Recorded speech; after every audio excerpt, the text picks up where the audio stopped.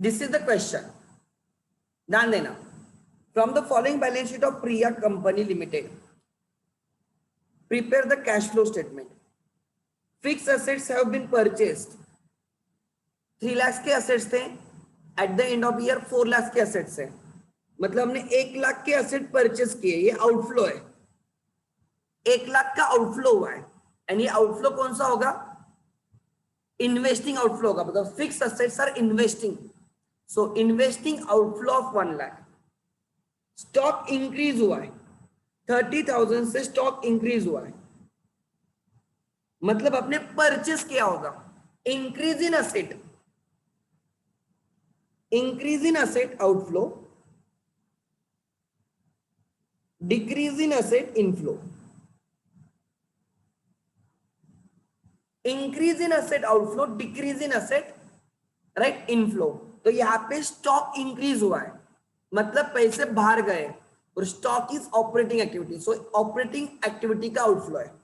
Debtors decrease हुए, debtors decrease हुए 10,000 से, मतलब है इनफ्लो है।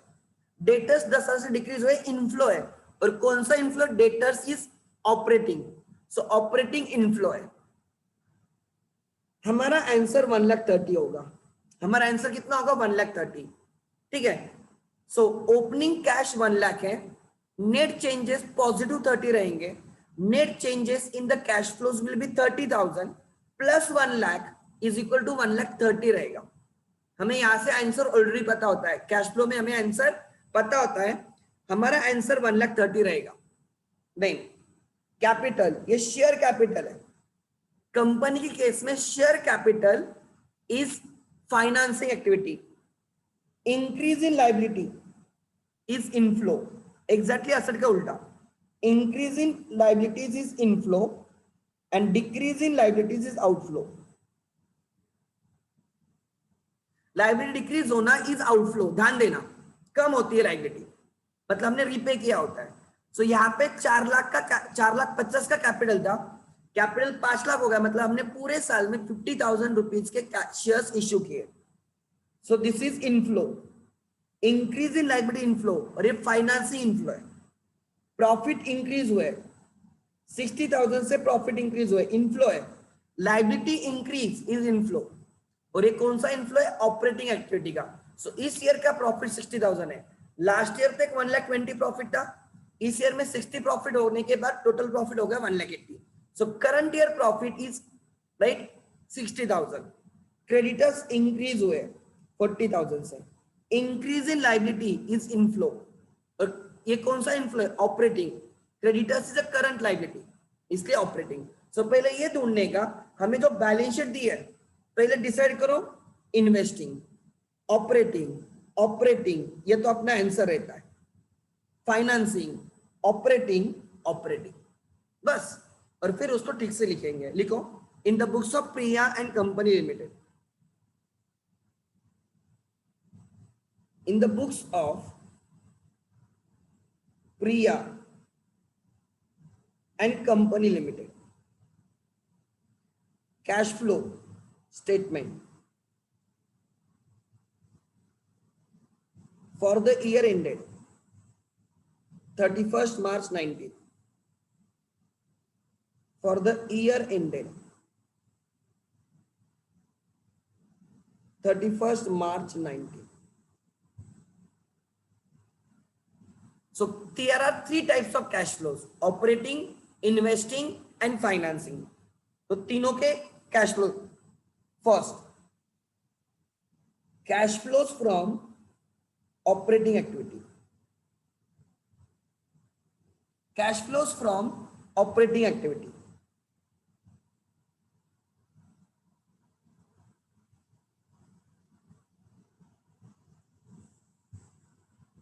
ठीक है। 2-3 लाइन रहने देना, 3-4 लाइन रहने दो। Second, cash flows from investing activity, investing activity,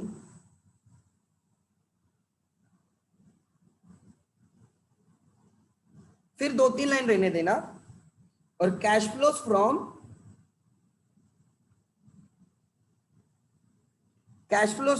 financing activity,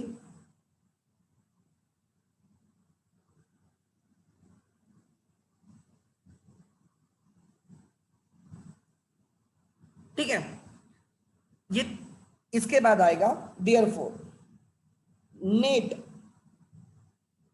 right cash flows during the year. Total कितने कैश फ्लोज हो गए? फिर आएगा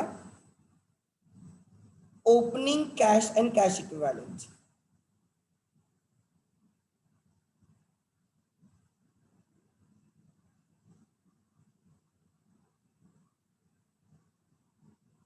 Opening cash and cash equivalent, and therefore you will get closing cash and cash equivalent.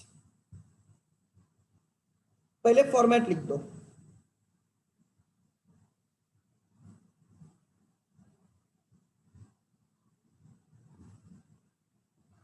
हमें इसमें से value क्या पता है? हमें ओपनिंग कैश पता है, we know the opening cash which is 1 lakh, हमें 1 लाख पता है, तो opening cash and cash equivalent is 1 lakh. Closing cash and cash equivalent कितना है? 1,30,000। कितना है? 1,30,000। तो ऑब्वियसली अगर 1 लाख ओपनिंग में 1 लाख था, क्लोजिंग में 1,30,000 है, मतलब साल भर में हमें नेट कैश कितनी इनफ्लो हुआ? 30,000। सो ये पॉजिटिव रहेगा। सो वी नो कि ऑपरेटिंग की वजह से जितना इनफ्लो हुआ होगा, इनफ्लो आउटफ्लो, इन्वेस्टिंग की वजह से जितना इनफ्लो आउटफ्लो हुआ होगा, फाइनेंसिंग की वजह से जितना इनफ्लो आउटफ्लो होगा, इन सब का नेट पॉजिटिव आएगा 30,000। मतलब ये सब कैश फ्लोज के बाद हमारी टोटल कैश 30,000 से इंक्रीज हुई। पूरे साल में पैसे आए, पैसे गए, पैसे आए, पैसे गए, पैसे आए, पैसे गए, ओवरऑल 30,000 इनफ्लो हुआ। सो ओपनिंग में 1 लाख हमारे पास था, पूरे साल में 30 का इनफ्लो हो गया, इसलिए क्लोजिंग में 1,30,000 है। सो ऐसे क्वेश्चंस में you already know the answer. Format समझ में आ गया? फॉर्मेट समझ में आ गया क्या? अच्छा, इसमें से फिर एक एक पकड़ने का, एसेट से पकड़ने का। फिक्स एसेट किस में डाल देने के? इन्वेस्टिंग में। करंट एसेट किस में डाल देने के? ऑपरेटिंग में। फिर लायबिलिटी को पकड़ने का, share capital, equity share capital, preference share capital, debentures and loan, ये किस में डाल देने के? फाइनेंसिंग में। करंट लायबिलिटी किस में डाल देने का? ऑपरेटिंग में। And change in the profit किस में डाल देने का? ऑपरेटिंग में। बस हो गया। फॉर्मेट लिखो, फॉर्मेट लिखो और fill in the blanks complete करो। चलो अब एसेट को पकड़ते एक एक। लैंड एंड बिल्डिंग हमने 1 लाख की परचेस की, 3 लाख से 4 लाख हुई है, मतलब हमने पूरे साल में 1 लाख का पेमेंट किया था लैंड एंड बिल्डिंग के लिए। तो यहां पे purchase of land and building, sorry मैंने इन्वेस्टिंग में लिखना चाहिए, purchase of land and building लिखो। कितने का परचेस किया आपने? 1 लाख का। सो ये आउटफ्लो है, तो इसको निगेटिव में लिखा जाएगा, इसमें निगेटिव में लिखा जाएगा।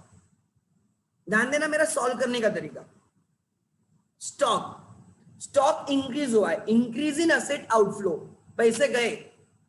इंक्रीज इन इंक्रीज असेट मतलब आपने परचेस किया होगा ना, असेट इंक्रीज हुई है, 30,000 का आउटफ्लो है। कहां पे लिखूंगा आउटफ्लो में? ऑपरेटिंग में। स्टॉक इज करंट असेट, तो मैं यहां पे 1-2 लाइन रख के इंक्रीज इन स्टॉक,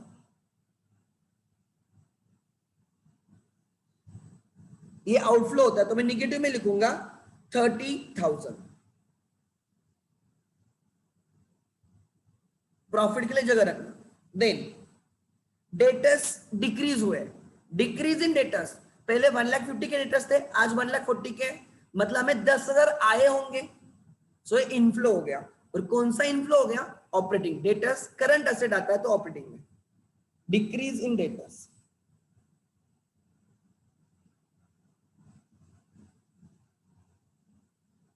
$10,000 इनफ्लो है, इसलिए मैंने प्लस में लिखा। इनफ्लोज को प्लस में लिखना है, आउटफ्लोज को माइनस में लिखना है। सो क्या क्या हो गया अभी तक? लैंड एंड बिल्डिंग हो गया, स्टॉक हो गया, डेटर्स हो गया। ओपनिंग कैश को मैंने नीचे लिख दिया 1 लाख, एंड क्लोजिंग कैश को उसके नीचे लिख दिया। तो वहां से मुझे पता चला कि 30,000 का नेट इनफ्लो है। ओवरऑल नेट इनफ्लो कितने का? 30,000 का। ठीक है, share capital, equity share capital है वो, मतलब ये फाइनेंस एक्टिविटी में आएगा। सो 50,000 के शेयर हमने इश्यू किए, फाइनेंसिंग एक्टिविटी इनफ्लो। इंक्रीज इन लायबिलिटीज इनफ्लो, और शेयर कैपिटल मतलब financing, issue of shares.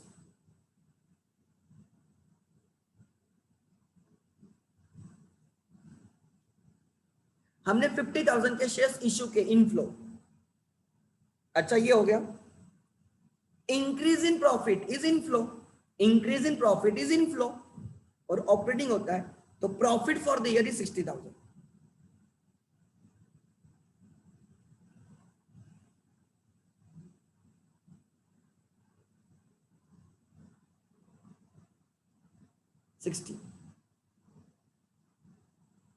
Next profit का क्रेडिटर्स, क्रेडिटर्स इंक्रीज हुए, इंक्रीज इन लायबिलिटीज इनफ्लो, और वो क्रेडिटर्स करंट लायबिलिटी होता है, करंट लायबिलिटी मतलब ऑपरेटिंग।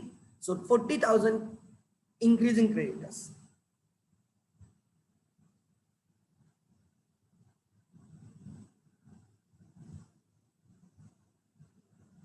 कितने? 40। सो ले लो कैलकुलेटर पे, 60,000 माइनस 30,000 प्लस 10,000 प्लस 40,000, सो 80,000 का इनफ्लो है। ऑपरेटिंग एक्टिविटी की वजह से इनफ्लो हुआ 80,000 का, इन्वेस्टिंग एक्टिविटी की वजह से आउटफ्लो हुआ 1 लाख का, एंड फाइनेंसिंग एक्टिविटी की वजह से इनफ्लो हुआ 50,000 का।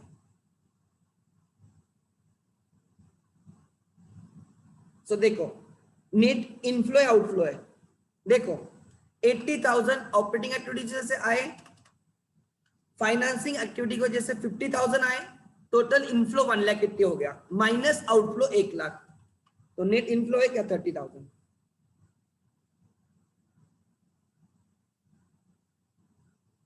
हो गया टैली आंसर। अब देखो, अब पूछो क्या डिफिकल्ट है। तो पहले फॉर्मेट लिखो, पहले फॉर्मेट लिखो, ध्यान देना।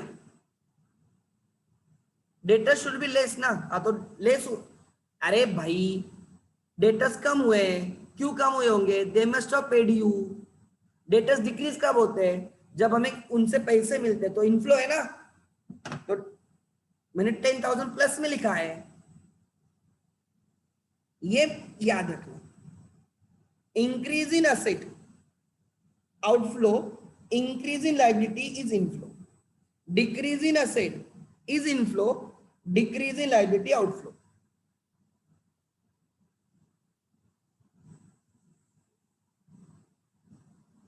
अरे स्टॉक कम हुआ मतलब क्या, सेल हुआ, इनफ्लो। डेटर्स कम हुए मतलब क्या, उन्होंने हमें पैसे दिए, इनफ्लो। क्रेडिटर्स कम हुए मतलब हमने उनको पेमेंट किया, आउटफ्लो। लोन कम हुआ मतलब हमने रीपे किया, आउटफ्लो। कैपिटल इंक्रीज हुआ मतलब पैसे आए, इनफ्लो। समझा नहीं समझा?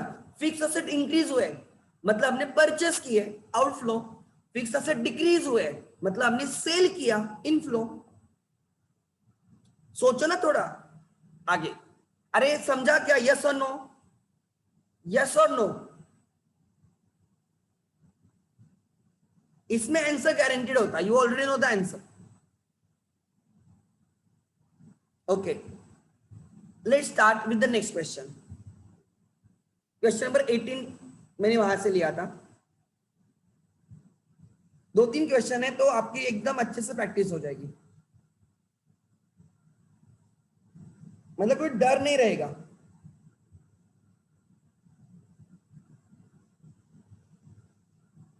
ठीक है, PK limited, oh my god, PK prepare cash flow. Land and building कौन सी एक्टिविटी रहेगी बोलो, लैंड एंड बिल्डिंग कौन सी एक्टिविटी रहेगी बोलो। 1 number for operating, 2 number for investing, 3 number for financing. 1 2 3 हमारा sequence operating, investing, financing. It is investing, perfect, good. Stock कौन सी एक्टिविटी रहेगी, 1 2 3 स्टॉक, स्टॉक परफेक्ट, 1 ऑपरेटिंग। इसमें जो चेंजेस होगा ऑपरेटिंग में लिख देने का। Debtors, debtors 1 2 3, debtors current asset है ऑपरेटिंग। 30,000 हमारा आंसर होगा, 30,000 और 50,000 हमारा आंसर होगा, राइट।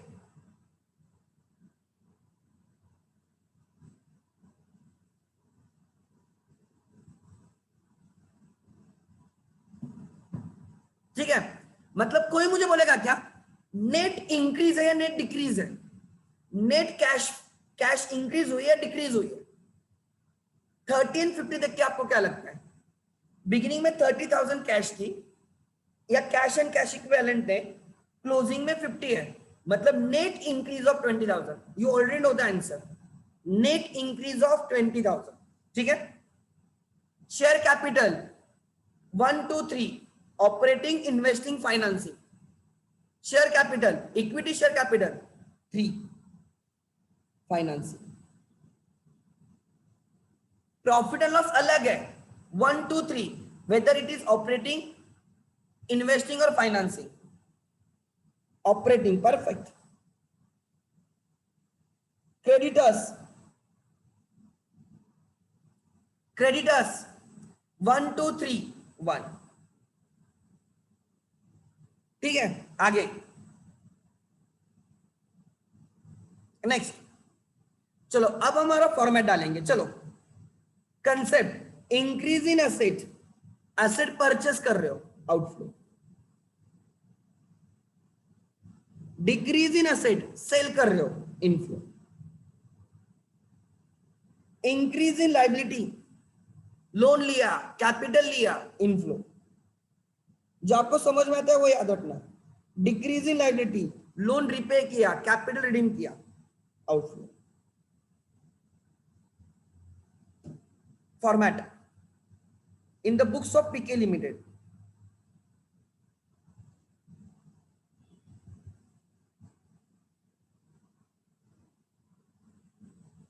Cash flow statement. और जो सिखा रहा हो ना, जब आप इंटर में जाओगे तो मुझे गालियां दोगे, बोले सर आपने क्या सिखाया था, इसे ऐसे नहीं सिखाना चाहिए मैंने, बट मैंने आपके क्वेश्चन देखे and accordingly I am trying to teach you.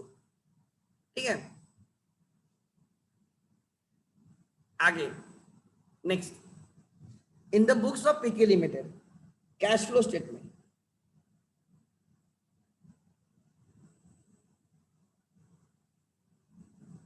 For the year ended,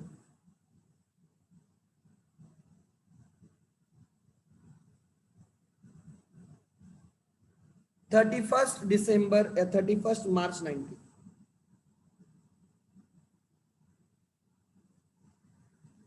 first, मैं कॉपी पेस्ट कर रहा हूं, आप please. Cash flows from operating activity, आप लिखो, याद रह जाएगा। मुझे याद रखने की जरूरत नहीं, मुझे याद है ये सब चीजें। और मैंने एक्चुअल में कैश फ्लो बनाए भी है जब मैं आर्टिकलशिप में था। Cash flows is applicable to companies, cash flows companies के लिए एप्लीकेबल होता है। Accounting standard 3 cash flow statement के बारे में बात करता है, अकाउंटिंग स्टैंडर्ड 3।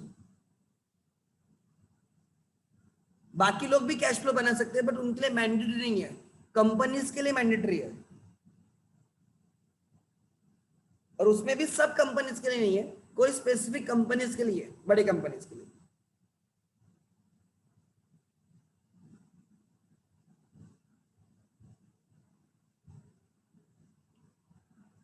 ठीक है, फिर ये 3 चीजें।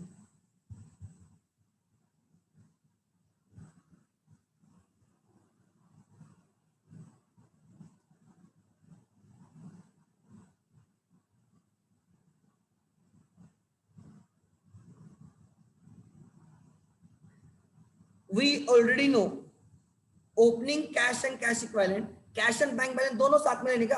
अगर कैश एंड बैंक अलग अलग लिखा होगा लाइक दिस, सपोज कैश है 20 एंड बैंक है 10,000, तो हम दोनों को साथ में लेंगे 30,000। यहां पे सपोज कैश है 30,000 एंड बैंक बैलेंस 20,000 है, ऐसे मिला के वो 50 होगा। कैश एंड बैंक अलग दिया होगा ना, दोनों की टोटल लेने की, opening and closing, cash and cash equivalent साथ में रखेंगे। सपोज ऐसे मान के चलो कैश 20 थी, बैंक बैलेंस 10 था, तो दोनों मिला के 30, क्लोजिंग में कैश 30 थी, बैंक बैलेंस 20 था, दोनों मिला के 50। समझने के लिए समझा रहा हूं आगे। सो ओपनिंग कैश 30,000 है, cash and bank, closing cash and bank balance 50,000 है, इसलिए नेट इंक्रीज है 20,000 का। 20 प्लस 30 50 हो गया। ठीक है, चलो असेट साइड का पकड़ो। लैंड एंड बिल्डिंग परचेस की आपने 50,000 की, purchase of land and building 50,000। Investing activity में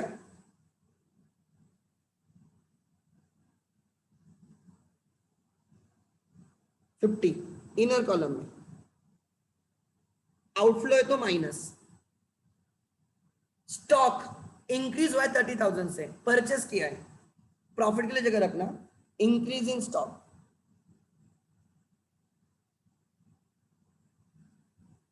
30,000 का परचेस किया। नहीं, डेटर्स इंक्रीज हुए, आउटफ्लो है, इंक्रीज इन डेटर्स 40,000।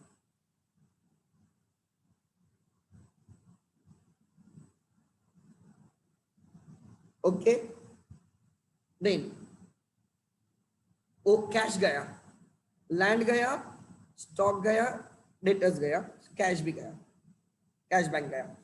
फाइनेंसिंग 1,50,000 का इनफ्लो है, कैपिटल इशू ऑफ शेयर्स 1,50,000।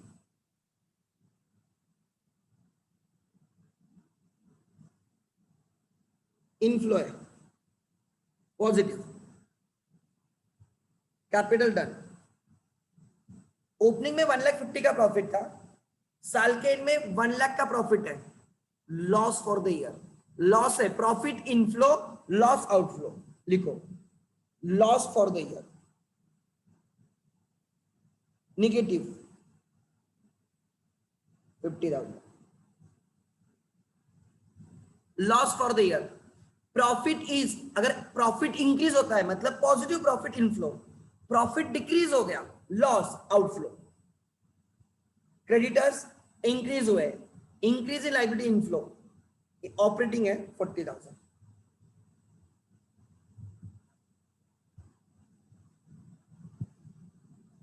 कितने से इंक्रीज हुए रहे? 40, पॉजिटिव रहेगा वो। सो ऑपरेटिंग एक्टिविटी से आउटफ्लो दिख रहा है 50 प्लस 30 प्लस 40 माइनस 40, ओ 80,000 का आउटफ्लो है। ऑपरेटिंग एक्टिविटी का 80,000 का आउटफ्लो है। इवन इन्वेस्टिंग एक्टिविटी का 50,000 का आउटफ्लो है।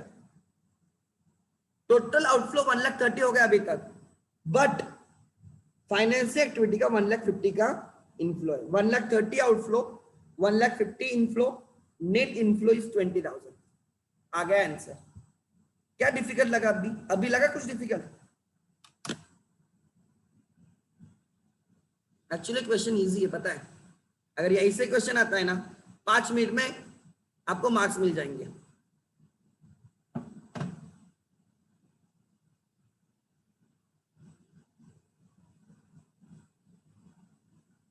आ गया answer?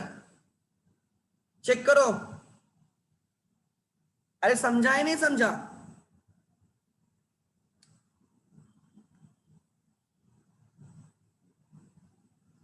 Profit is inflow, loss is outflow.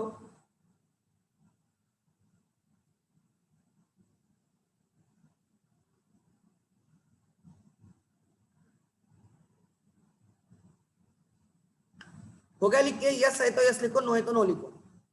Copy paste वाले जल्दी।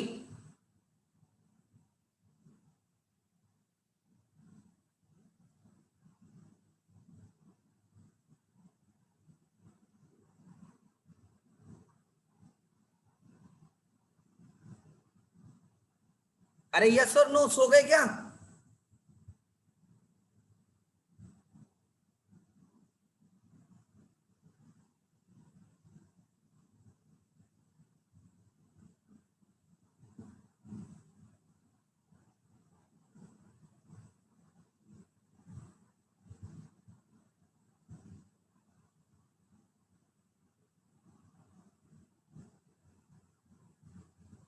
आगे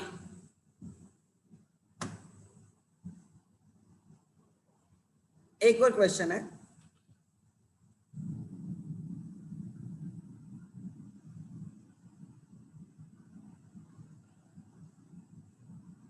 कॉलेज में सिखाया कर ये सब चीजें? मैं सिंसियर क्वेश्चन, कॉलेज में हुआ क्या ये चीजें? सिखाया था ये चीजें कॉलेज में? Sanika madam,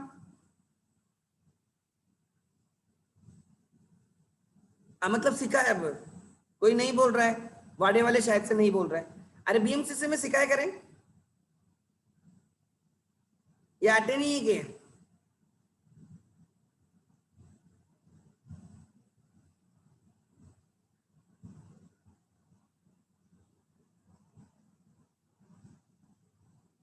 didn't attended, okay, कोई problem. Sir what do you think are exams offline? मैं बोल रहा हूँ कि ऑनलाइन होने में प्रॉब्लम नहीं होनी चाहिए। अगर पूरा साल ऑनलाइन सिखाया है तो एग्जाम ऑनलाइन लेने में दिक्कत कुछ नहीं होनी चाहिए। So I am in favour of online, but अगर वो ऑफलाइन लेते तो ऑफलाइन देने में प्रॉब्लम नहीं है, कैसे भी एग्जाम होने दो ना, प्रिपेयर्ड गुड। आगे सो मैं ऑनलाइन के अपोजिशन में तो डेफिनेटली नहीं हूं। आगे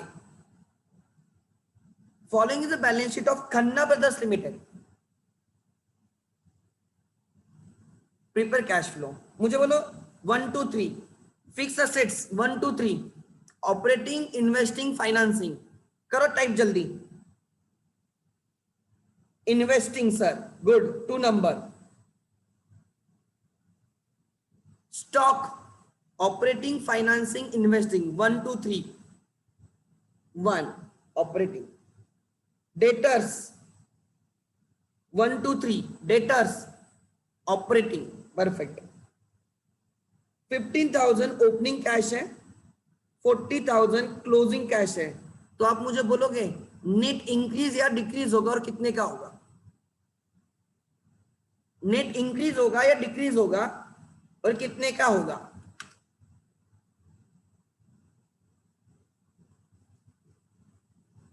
इंक्रीज ऑफ 25,000। ये जो रहेगा ना मिसिंग फिगर, ये 25,000 पॉजिटिव रहेगा। क्लियर है? आगे good. Share capital 1 2 3, equity share capital है वो 1 2 3, financing activity, perfect, number 3। Then profit and loss 1 2 3 operating, perfect. Secured loan, loan 1 2 3 operating investing financing, loan 3 number financing. Creditors 1 2 3 operating financing, operating investing financing, operating, because current assets and current liabilities operating में आते हैं। Correct start. Therefore in the books of Khanna Brothers Limited,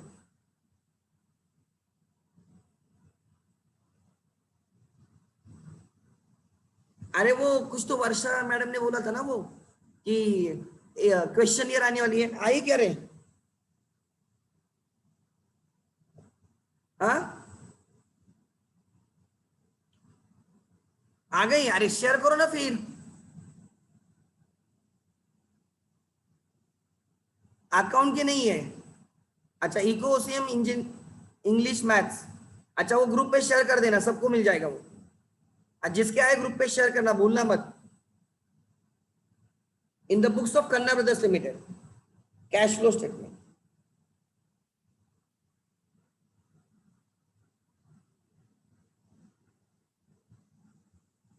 for the year ended.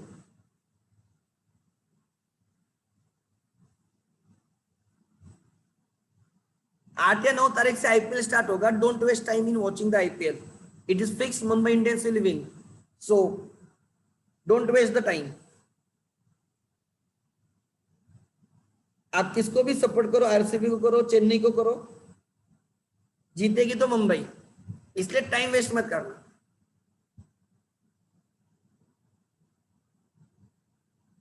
तो obviously question, उन्होंने इतनी question दी तो उसमें से पूछेंगे ना वो, ठीक है। आगे कल इको का लेक्चर होगा, and if possible I will also take accounts lecture. Eco का तो डेफिनेटली होगा मॉर्निंग में, आई विल, मैं ग्रुप पे डाल दूंगा, प्लस अकाउंट्स का अगर possible I will definitely take accounts. 3 मैं फॉर्मेट कॉपी पेस्ट कर रहा हूं।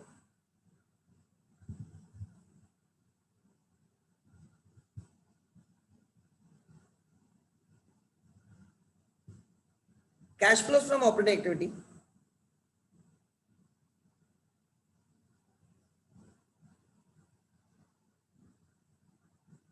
investing activity, financing activity,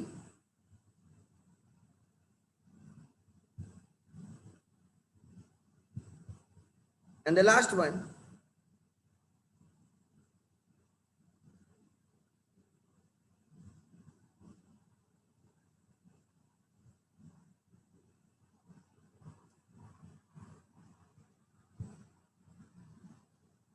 किसने बोला रे कि बोर्ड पेपर किसी दूसरे टीम ने और क्वेश्चन बैंक दूसरे टीम ने सिलेक्ट ये किया है?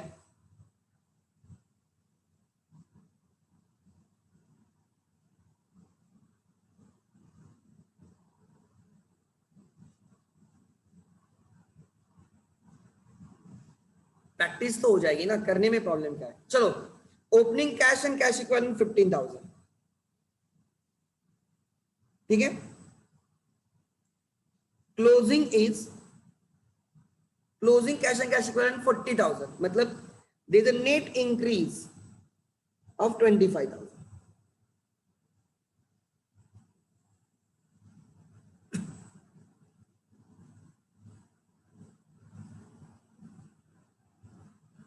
ठीक है, आगे ध्यान देना, 25,000 का नेट इंक्रीज है।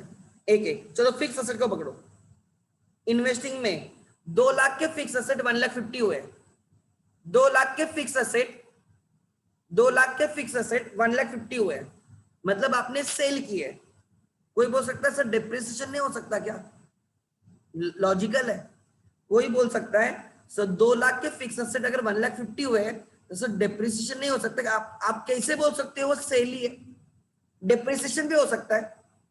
अगर डिप्रिसिएशन होता तो प्रॉफिट में ऐड हो जाता, अगर डिप्रिसिएशन होता ना तो इधर ऑपरेटिंग एक्टिविटी में ऐड हो जाता। बट अगर कुछ लिखा नहीं तो मैं नॉर्मल जो सिखा है वो लेता हूं। We will take it as sale of fix asset. Depreciation होता तो लिखते हैं ऐसे, मान के चलो cell of fixed asset.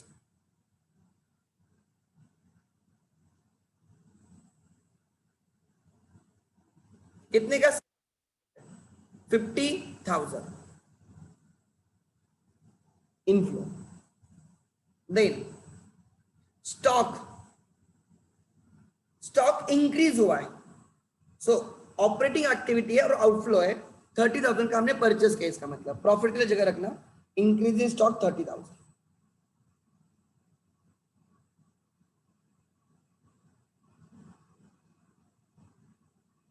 Then debtors increase हुए, आउटफ्लो,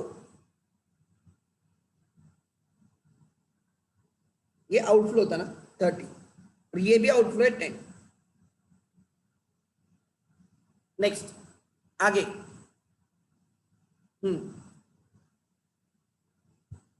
शेयर कैपिटल तो सेम ही है, पहले भी 2,50,000 था, साल के एंड में भी 2,50,000, मतलब नो इनफ्लो नो आउटफ्लो।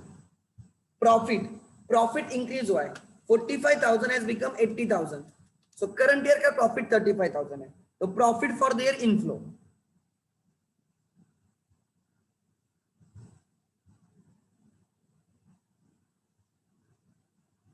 $35,000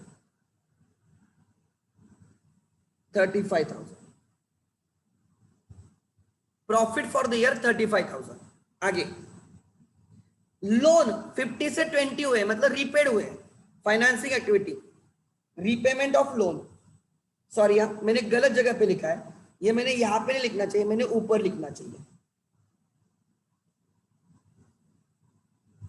मैंने गलती से फाइनेंसिंग में लिखा था, यहां पे रीपेमेंट ऑफ लोन,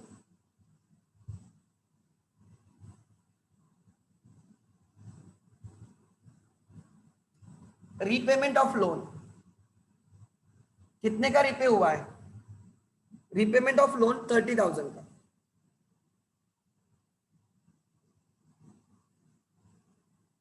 सर सब हो गया सर, नहीं नहीं, क्रेडिटर्स बाकी है। क्रेडिटर्स इंक्रीज हो गए, inflow, operating inflow, increasing creditors.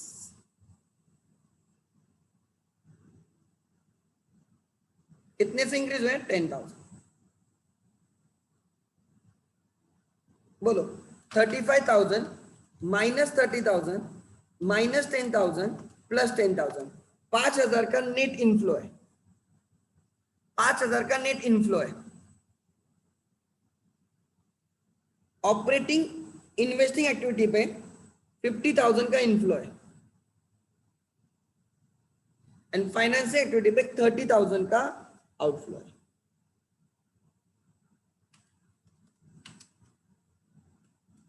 $25,000 आ गया आंसर, ले लो, लिखो।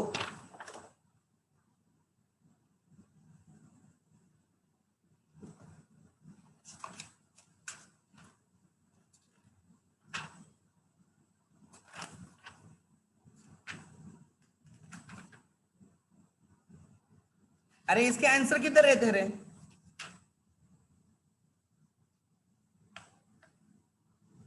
किसको पता है क्या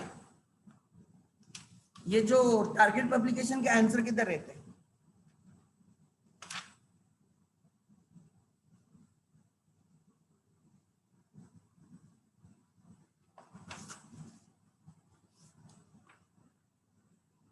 हाँ मिले मिले, एंड में लग रहा है, एंड में। सब लोग सो गए शायद से।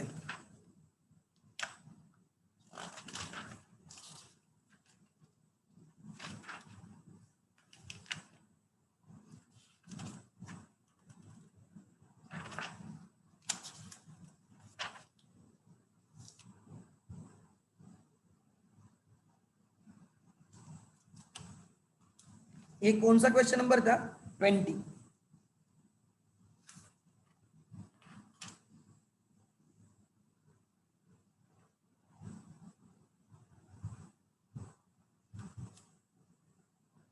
देख कौन सा है यार, क्या समझ में नहीं आ रहा। अच्छा 20, 5,000, 50,000 माइनस 30,000, परफेक्ट। मैं 8 बजे से लेक्चर ले रहा हूँ फॉर योर इंफॉर्मेशन। आज तुम्हारा नहीं लिया मैंने सुबह। आगे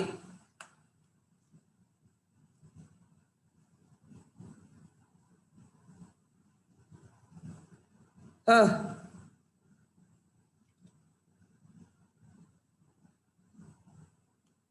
एक लास्ट क्वेश्चन था कैश फ्लो का, वो करेंगे।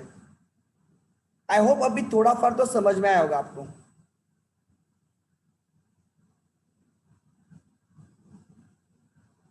यहां पे लिख लेना नोट ऊपर वाले क्वेश्चन में, decrease in asset is assume to be, decrease in land and building is assumed to be because of sale, because of sale and not depreciation, and not depreciation।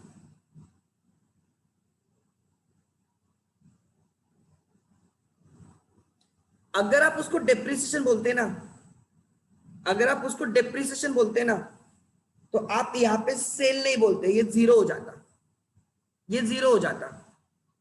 और depreciation is added in the profit, हमें यहाँ पे 50,000 add करना पड़ता। Depreciation profit में add किया जाता है बिकॉज वो नॉन कैश आइटम रहता है, इसलिए वो ऑपरेटिंग एक्टिविटी में ऐड हो जाता। देखो ये इधर ऐड हो या इधर ऐड हो, आंसर रिमेन सेम।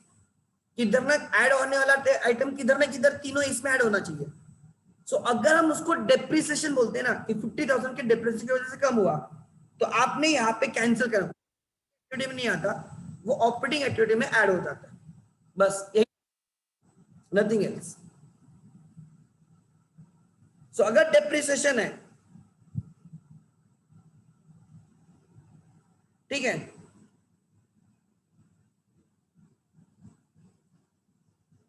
ठीक है, अगर, राइट, ध्यान देना, अगर there is a depreciation, so asset कम, फिक्स असेट कम हो गई, उसके दो रीजन हो सकते हैं, या तो डेप्रिसिएशन या तो सेल।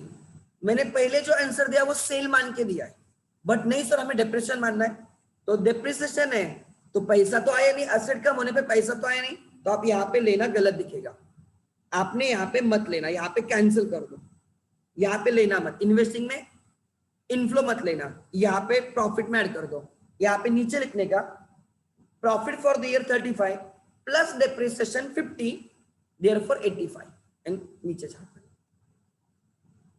ठीक है। आगे सो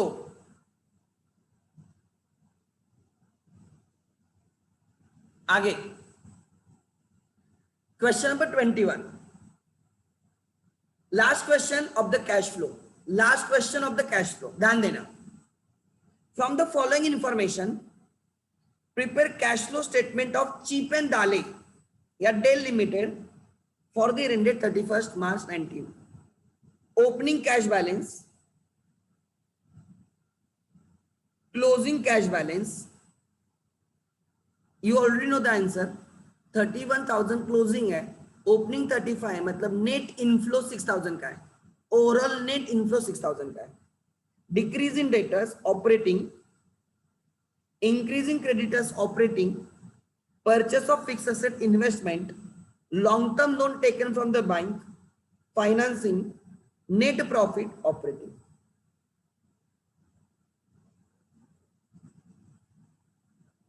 ठीक है, सो लिखो देयरफॉर, अब मैं, अच्छा चलो ठीक से लिखता, कोई फर्क नहीं पड़ता।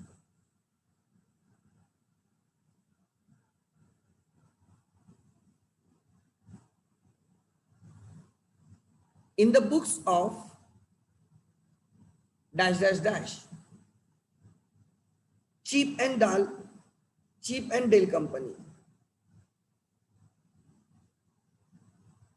Dale Limited, cash flow statement for the year ended 31st March 2019. Let's start format. First cash flow is,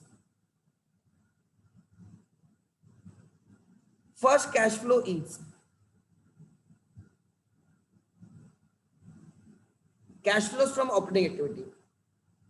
Second cash flow is cash flows from investing activity.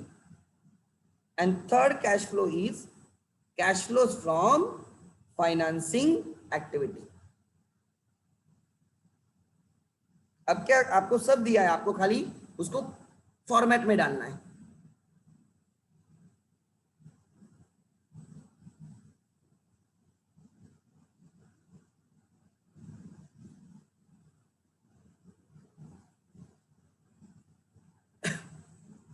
लिखो, फॉर्मेट बन गया। Sir how depreciation can increase the profit? अरे हमें cash flow चाहिए ना, तो हमारा जो प्रॉफिट होता है ना वो कैश प्रॉफिट चाहिए। जो कैश फ्लो, देखो कैश फ्लोज में cash inflow and cash outflow होता है, हमारा नेट प्रॉफिट होता है ना, उसमें कोई नॉन कैश आइटम्स भी हो सकते हैं, हमें कैश प्रॉफिट चाहिए होता है, इसलिए हम डेप्रिसिएशन ऐड करते हैं। तो नेट प्रॉफिट में जब मैं डेप्रिसिएशन ऐड करूंगा तो मुझे कैश प्रॉफिट मिलेंगे, इसलिए हम डेप्रिसिएशन को ऐड करते हैं ऊपर। मैंने आपको बोला है, मैंने बहुत सारी चीजें आप सिखाई नहीं आपको कैश फ्लोज में, एक्चुअल कैश फ्लोज बहुत बड़ा है और बहुत इंटरेस्टिंग भी है। आगे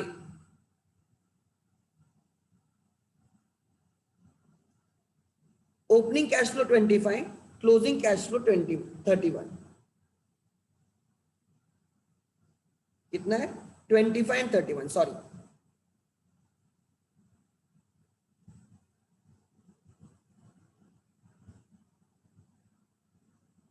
So net increase of 6,000. You already know your answer. You already know your answer. ठीक है, चलो ये दोनों गए. डिक्रीज इन डेटर्स, डेटर्स कम हुए हैं, मतलब उन्होंने पैसे दिए होंगे इसलिए कम हुए होंगे. प्रॉफिट के लिए जगह रखना decrease in current assets, decrease in assets is inflow, decrease in debtors.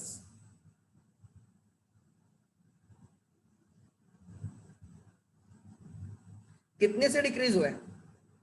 15,000 inflow. Next, increasing creditors, liability increase is a inflow. So operating inflow कितने का है? कितने का है? 8,000. ओके, इंक्रीजिंग क्रेडिटर्स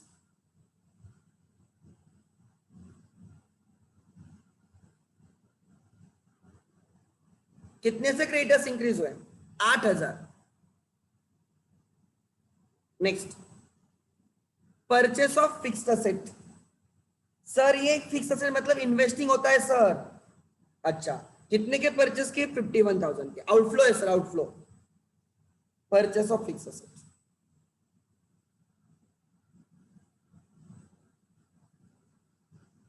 कितने का? 51,000.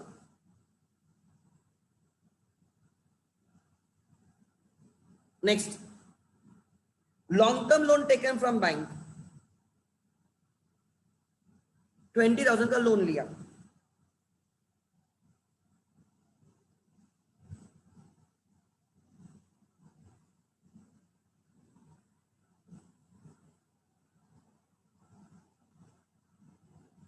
Long term loan taken 20 inflow.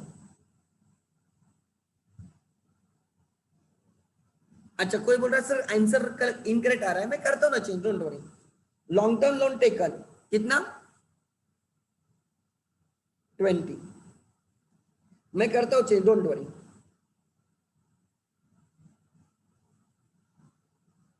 हो सकती है प्रिंटिंग एरर, कोई इश्यू नहीं. Then long term loan taken inflow financing and net profit 14,000.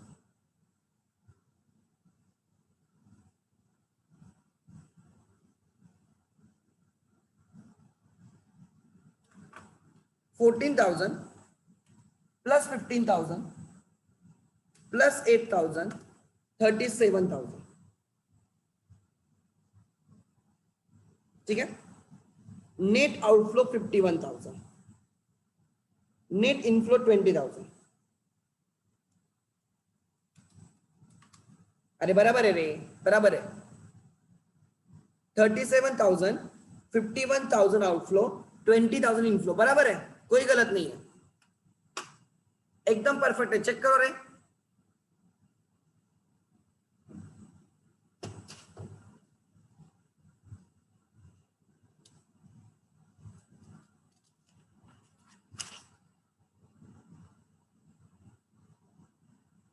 Check करो, करेक्ट है.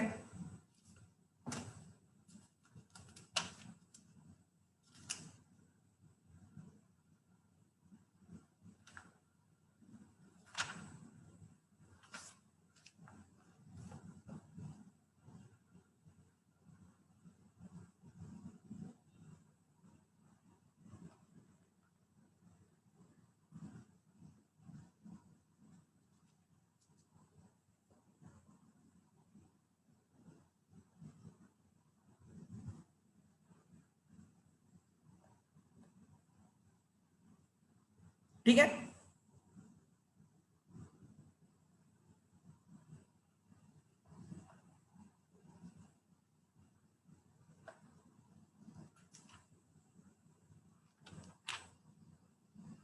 अरे कंपेरेटिव आएगा ना आप लोगों को? कंपेरेटिव, यस और no?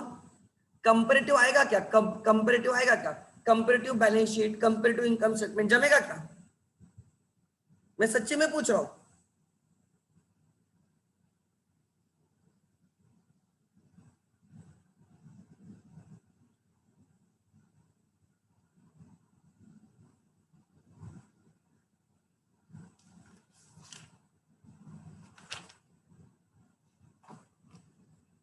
Okay good.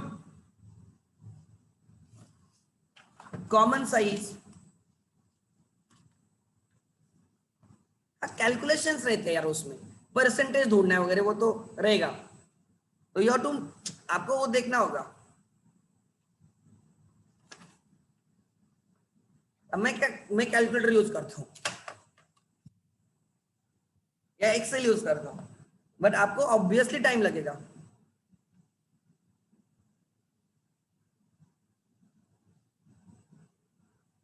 Actually comparative easy है, कॉमन साइज में परसेंटेज ढूंढना है। कॉमन साइज कैसे इजी हो गया? कम कैश फ्लो इजी है, कंपेरेटिव भी इजी है, दो का डिफरेंस तो हाँ, उसमें परसेंटेज ढूंढना होता है फिर। ओके, जहां पे परसेंटेज ढूंढना है वहां पे प्रॉब्लम है।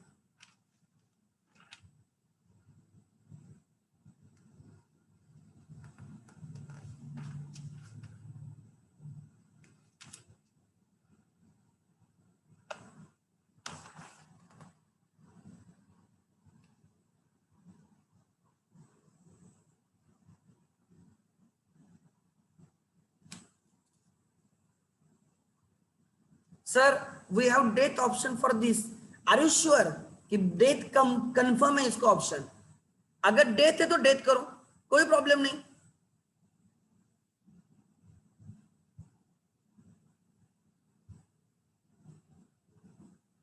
हाँ तो डेफिनेटली अगर डेथ ऑप्शन है तो डेथ करो। देखो मैंने सब सीखा है, ऐसे ना हो। और मैंने सिखाते टाइम, मैं झूठ नहीं बोल रहा हूँ, मैंने बहुत धीरे धीरे सीखा है, बहुत डिटेल में सीखा है। हमने एक्स्ट्रा प्रैक्टिस क्वेश्चंस भी किए। हाँ, जिन्होंने सिंसियरली हर चीज अटेंड की होगी उनको समझेगा भी।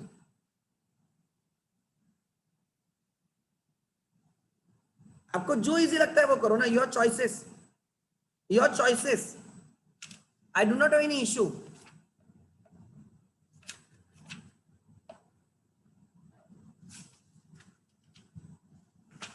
और जो फाउंडेशन में वो डेट करो ना, आपका डेट परफेक्ट हुआ होगा। एडमिशन रिटायरमेंट डेट अच्छे से होना चाहिए। Which one should we do, death और एनालिसिस? अगर टाइम मिलता है तो दोनों करके आ जाओ। डिपेंड्स, डेथ में भी बैलेंस शीट टैली होगी।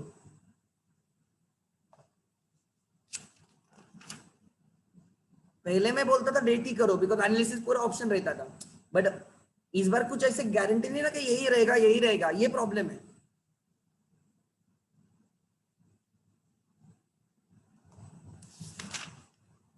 Late me check any other question.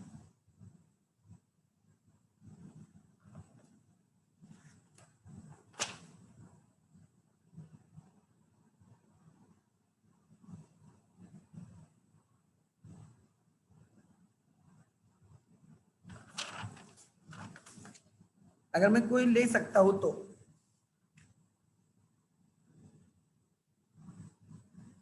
हाँ, from Monday NPO revision, obviously यही टाइमिंग रहेगा। मैं 10:30 बजे यहाँ से निकलने वाला हूँ। Hopefully I will get I card. मैंने अप्लाई किया एक जगह पे, एक स्टूडेंट के पास ही, उसका पेट्रोल पंप है, तो कल शायद से मुझे दे देगा। तो मैं कभी भी आ सकता हूँ, कभी भी जा सकता हूँ।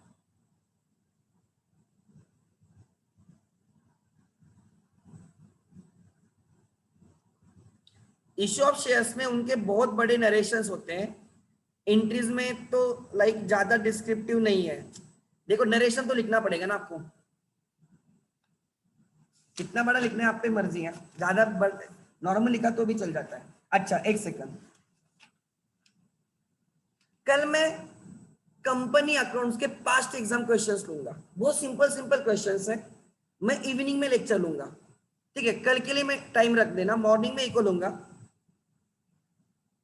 अरे एक्स्ट्रा क्वेश्चंस ना, मैं यहाँ पे ये फोटो भेज देता हूँ इसमें से, मुझे कोई प्रॉब्लम नहीं। I will share extra questions.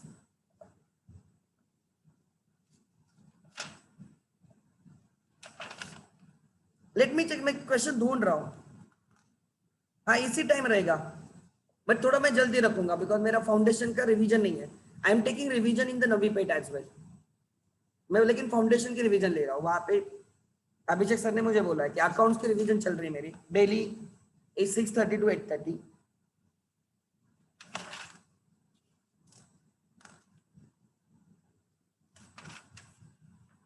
और उनको बहुत स्क्रैच से सिखाना पड़ता है. That is the most difficult thing. Okay, तो मैंने कोई क्वेश्चन सिलेक्ट किया है, हम वो क्वेश्चंस करते हैं.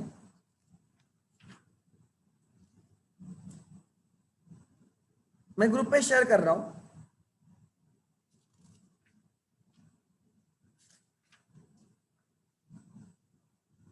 Late me share on the group.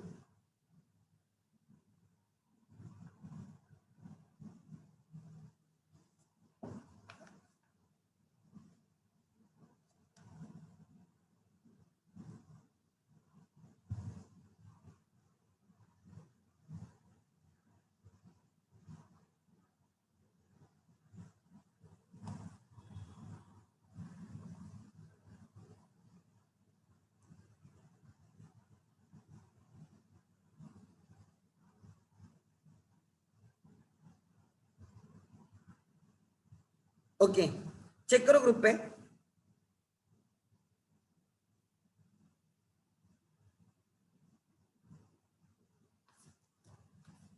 Check on the group.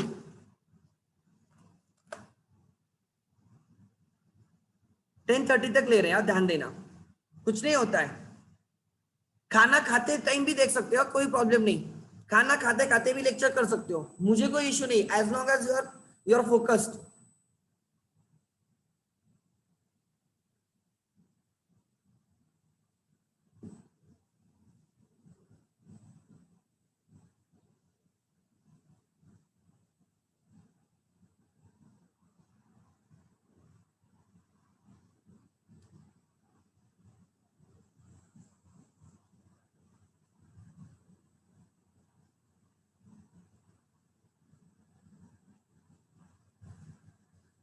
Okay, मैंने रेशियो के क्वेश्चंस डाले, हम क्विकली करेंगे, मतलब टाइम भी नहीं ज्यादा जाएगा. ठीक है, ध्यान देना.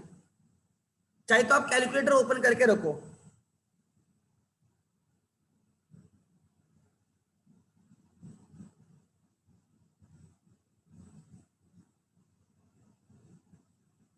फर्स्ट, यस, दिख रहा है क्या ठीक से या नहीं रे? नहीं, एक सेकंड, मैं दूसरी में शेयर करता हूं.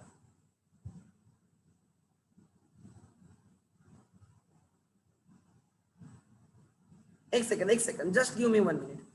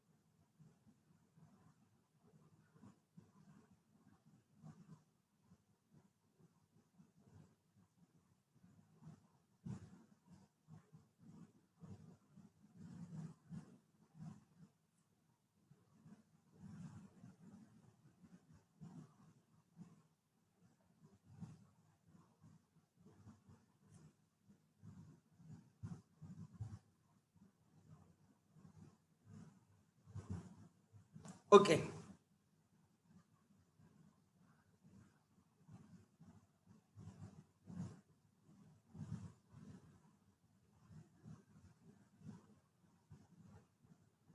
Check on group. आपके ग्रुप पे चेक करो, मैंने पीडीएफ शेयर की है स्कैन करके.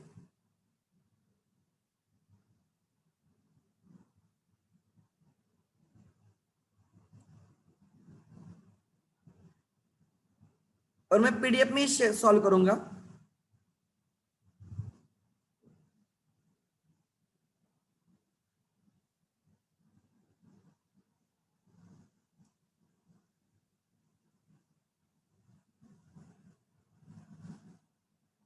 यस, अब ठीक से दिखेगा.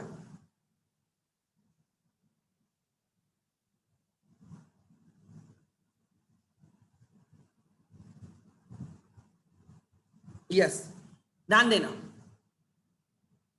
यस एवरीवन, आपके सामने क्वेश्चंस है, मेरे हाथ में कैलकुलेटर भी है, आप भी यूज कर सकते हो। कंसेप्ट इंपॉर्टेंट है। Following are the current assets and current liabilities of the company. Calculate the current ratio, current asset divided by current liability. So current ratio is equal to, current ratio is equal to, मैं directly निकाल रहा हूं, ध्यान देना। Current ratio is equal to current assets 1,50,000, right? Current liability, creditors is current liability 90,000, stock is current asset 1,20,000, bills payable is current liability 40,000, loose tools are current assets।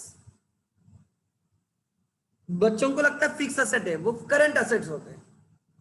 Provision for taxation current liability 30। So current assets are 1,50,000 plus 1,20,000 plus 50, 3,20,000 के current assets हैं। And current liability कितने के हैं? 90,000 plus 40,000 plus 30,000, 1,60,000 के। Exactly 2:1 है। So current ratio is 2:1. Current ratio is 2:1। Check करो, अगर मेरा रॉन्ग है तो मुझे बोलो सर गलत है बोल के। Current ratio is 2:1।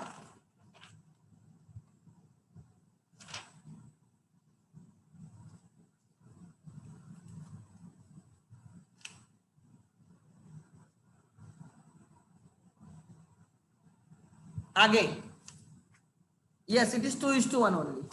ठीक है, नेक्स्ट आगे, following are the current assets and current liabilities, calculate the current ratio. ठीक है, ध्यान देना, मैं यहां पे कैलकुलेट कर रहा हूं उसका। स्टॉक क्या रहेगा? Current assets. क्रेडिटर्स क्या रहेंगे? Current liabilities. बिल्स पेबल क्या रहेंगे? Current liabilities. डेटर्स क्या रहेंगे? Current assets. लूज टूल्स क्या रहेंगे? Current asset. प्रीपेड एक्सपेंसेस क्या रहेंगे? Current asset. क्विक असेट में लेना नहीं है, बट करंट असेट में तो रहेंगे 40,000। Cash balance current asset, but overdraft is current liability, OD is current liability.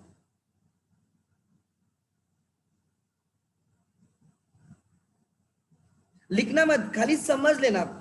समझ में ठीक से लिया ना तो भी चल जाएगा। I am sharing this file with you, so don't worry. So current asset की टोटल कितनी आ गई? 1,70,000 प्लस 1,50,000 प्लस 60 प्लस 40 प्लस 30, 4,50,000 के करंट एसेट्स आए। करंट लायबिलिटी कितने की आ गई? 1,30,000 plus 50 plus 90, 2,70,000। So if you take 9 से डिवाइड होगा, 9 5 जा 9 3 जा 5:3, मतलब for every 3 rupees current liability you have 5 rupees current asset. आप 3 रुपए इजीली पे कर सकते हो, आपके पास 5 रुपए के करंट एसेट है। Then current assets of the company are 2,40,000 and current ratio is 3:1। Find out the current liability. So you know current ratio is 3:1, current ratio is 3:1 and your current assets are 2,40,000. So what are your current liabilities? Current asset divided by current liability is 3:1. Therefore current liability is equal to 2,40,000 divided by 3, 80,000। बराबर है क्या? 80,000। समझा या नहीं समझा? ये समझा क्या? क्वेश्चन नंबर 24, यस और नो? समझा क्या?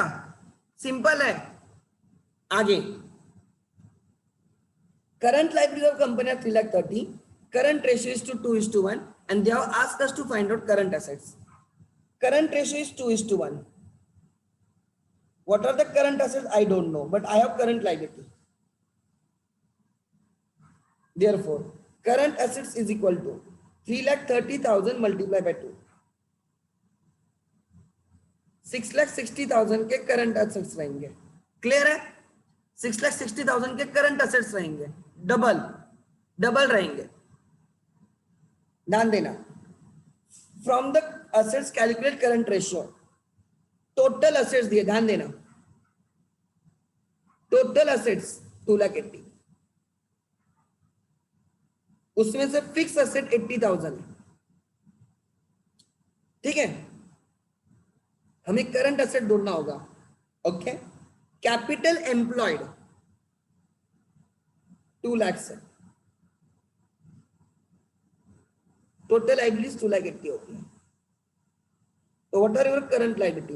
मुझे बोलो करंट एसेट कितना आएंगे रे? करंट एसेट कितना आएंगे? What is the current assets? Total assets minus fix asset. Total assets minus fixed asset is current assets.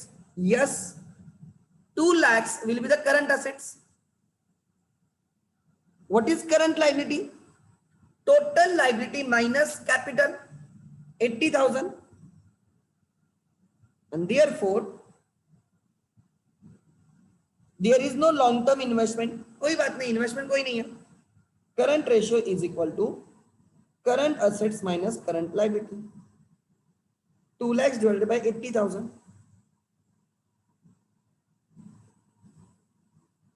I think 4 से डिवाइड होगा. 4 5 4 2 40,000 से डिवाइड होगा ना. Answer is 5:2. अरे समझा क्या? 5:2.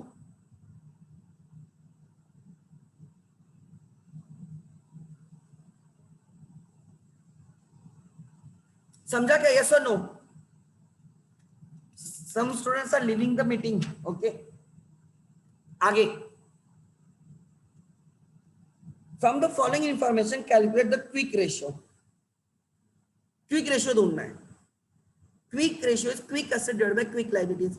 Quick asset में हमें prepaid expense, current asset से हम अगर prepaid expense, stock and advance tax minus करते हैं तो हमें quick assets मिलते हैं.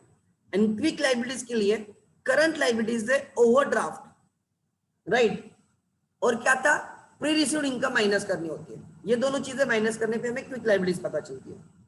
From the following information, right, calculate quick ratio. Current assets of 3,50,000 minus 60,000 minus 20,000. Current asset में इन्वेंट्री होगी, करंट असेट में प्रीपेड एक्सपेंस रहेंगे, दोनों को निकालो. So 3,50,000 minus 60,000 minus 20,000. Quick assets are 2,70,000 divide by quick liabilities. Current liability 1,40,000, उसमें से OD minus करो. Quick liabilities is 1,40,000 minus 50, 90,000. So what is the quick ratio? 3:1. Ideal ratio होता है 3:1. नहीं, आइडियल रेशियो 1:1 होता है. करंट रेशियो आइडियल है 2:1 and quick ratio ideal है 1:1. So this is very strong, very very strong ratio. 3:1. Then calculate quick ratio. देखो current assets दिए हैं, इन्वेंट्री दिया है और वर्किंग कैपिटल दिया है. They are not given you current liability, but we know working capital is equal to current assets minus current liability. Current assets minus current liability. We know working capital का formula. Working capital is 70,000 equal to current assets 1 lakh minus current liability I don't know, therefore current liability is equal to 1 lakh minus 70,000, 30,000. So current assets are 1 lakh, current liability is 30,000, working capital is difference 70,000. हमें quick ratio ढूंढने को बोला है. कौन सा ratio? Quick. So मुझे बोलो what is quick assets. Quick asset कितने आएंगे? Quick assets is current assets of 1 lakh minus inventory minus prepaid expense minus advance tax. Inventory 30,000. So quick assets are 70,000. Quick liabilities, current liabilities minus overdraft minus pre-received income. So 70,000 divided by 30,000. 70,000 divided by 30,000. So what is the ratio? 7:3. 7:3 is the answer. Yes. समझा क्या ये? अरे समझा क्या? आप बोलोगे sir आपने current liability से डिवाइड किया है, क्विक लाइबिलिटी से डिवाइड करना चाहिए. अरे in this example, current liabilities itself is a quick liability because there is no overdraft, there is no pre-received income. अरे समझा क्या? Yes or no?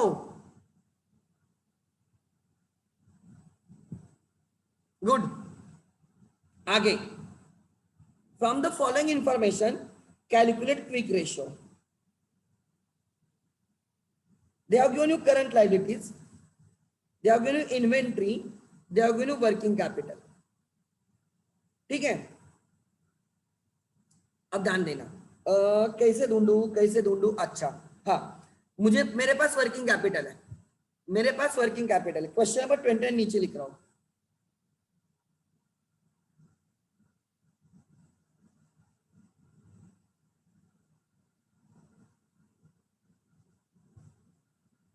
ये क्वेश्चन नंबर 28 था.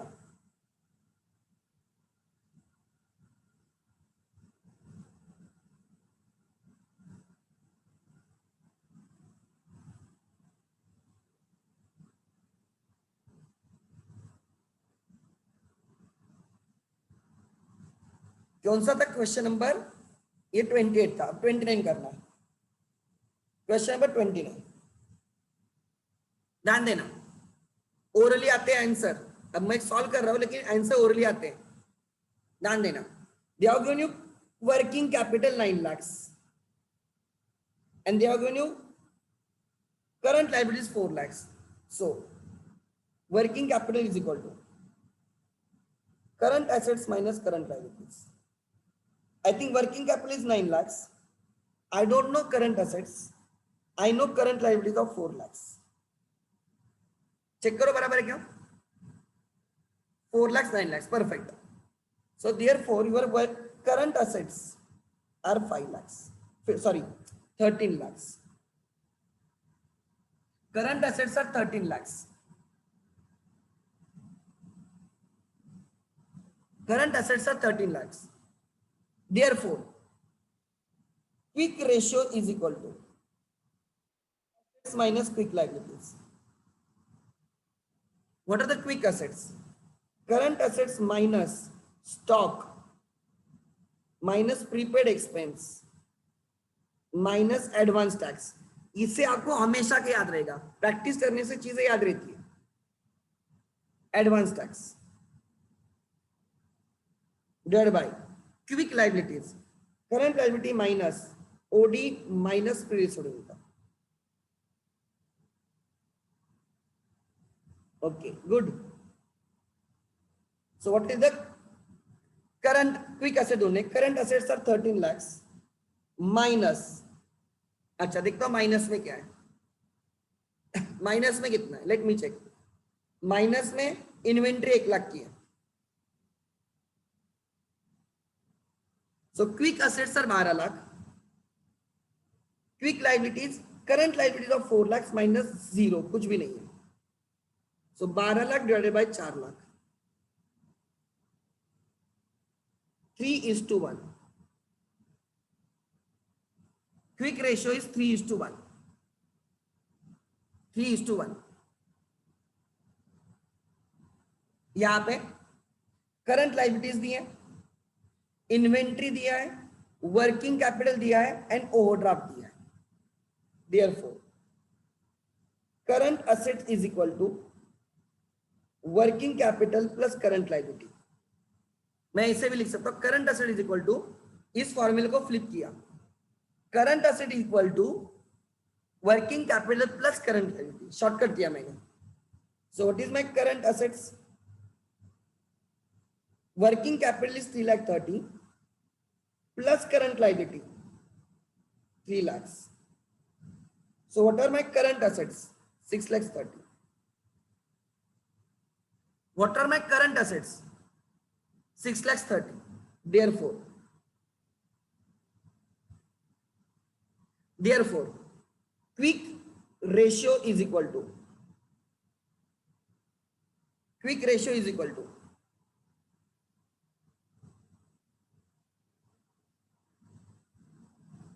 current assets, sorry, quick assets 6,30,000 minus 80.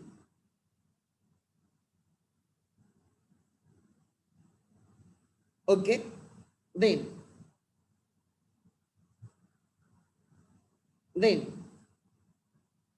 quick liabilities, current liabilities of 3,30,000, 3 lakhs, sorry, current liabilities of 3 lakhs minus OD 2 lakhs. So can I say 6,30,000 minus 80, 5,50,000 के quick assets हैं and 1 lakh के quick liabilities है. So is it equal to 5.5:1? 5.5:1? Yes, 5.5:1.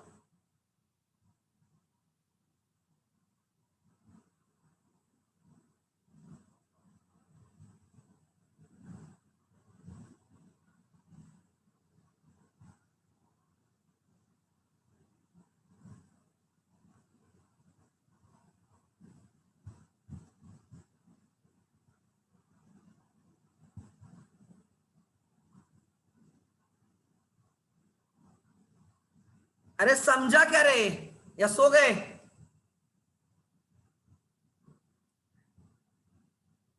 अब यहां पे देखो, यहां पे जीपी रेशियो बोला, GP ratio, GP ratio, sales 3,70,000, sales return 20,000, net purchases, closing stock, opening stock. Trading account करोगे तो जीपी मिल जाएगा, ट्रेडिंग अकाउंट करोगे तो जीपी मिल जाएगा. And then GP divided by net sales multiply by 100, GP divided by net sales. So मैं ऐसे लिखता हूं, ध्यान दीजिए, GP is equal to, how will I find GP? Sales 3,70,000 minus sales return 20,000 plus closing stock, मैं credit side को लिख रहा हूं, क्लोजिंग स्टॉक 60, ये क्रेडिट साइड आ गई. 3,50,000 का सेल, 60,000 का क्लोजिंग स्टॉक, क्रेडिट की टोटल आ गई 3,50,000 plus 60, 4,10,000 minus debit side opening stock कितना है 80 प्लस नेट परचेसेस 2,60,000. कोई डायरेक्ट एक्सपेंस है नहीं, so 4,10,000, 3,50,000 minus 20, net sales are 3,50,000 plus 60,000, 4,10,000 credit की टोटल है एंड 3,40,000 डेबिट की टोटल है. तो GP is 70,000.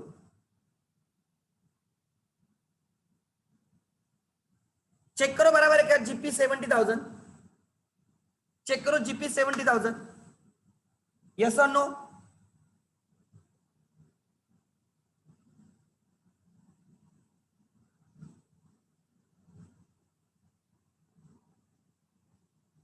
Yes or no?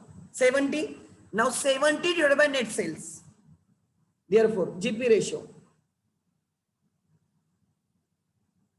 70,000 divided by net sales. Net sales कितना है 3,50,000 multiply by 100. I think 50%. 70,000 divided by 3,50,000 multiply by 100. Sorry, 20%.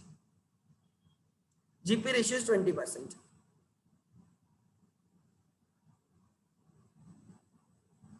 ये भी आप ढूंढ सकते हो. This will be your homework, आप घर पे ट्राई करो. क्वेश्चन नंबर 33 देखो. 33 क्या है? From the following information calculate gross profit ratio of the company. Net sales इतना है and gross profit ratio on cost 30% cost, जो फाउंडेशन में उनको आना चाहिए. GP is 100 of the cost. Therefore, GP is 30 divided by 130 of the sales. 30 divided by 130%. 23 point something. 23 point something आएगा.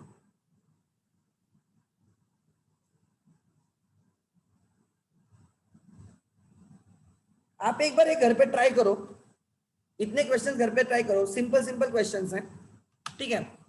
कल हम कंपनी अकाउंट्स के पास्ट एग्जाम क्वेश्चंस करेंगे, ठीक है. चलो रुकते आज यहाँ पे, थोड़ा जल्दी छोड़ रहा हूं, कोई प्रॉब्लम नहीं, ठीक है. लेकिन प्रैक्टिस इज मस्ट. अगर प्रैक्टिस नहीं करोगे तो कुछ नहीं है. आगे